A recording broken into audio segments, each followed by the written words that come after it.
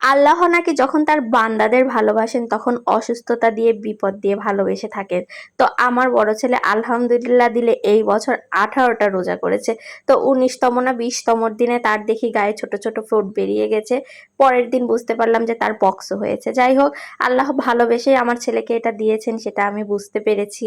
এদিকে আবার আজকে আমার শাশুড়ির অনেক শরীরটা খারাপ ছিল। যাই হোক, তাই আমার হাজবেন্ড আজকে রান্নার দায়িত্বটা নিয়েছিল। তো আমি আর সে মিলে আজকে রান্নাটা কমপ্লিট করে ফেলছিলাম। আর আমার হাজবেন্ডের রান্না মানেই তো সেটা একটু স্পেশাল হতেই হবে। তো আজকে পোলোয়া রান্না করা হচ্ছিল এবং সাথে ছিল গরুর গোস্ত, আর আমার হাজবেন্ডের হাতে স্পেশাল বড়া। স্পেশাল বড়াটার ভিতরে কিন্তু গরুর গোস্তের কিমা ছিল। যাই হোক, বড়াটাও মজার ছিল এবং আমার হাজবেন্ড দেখেন কত কষ্ট করে রান্নাটা করছিল।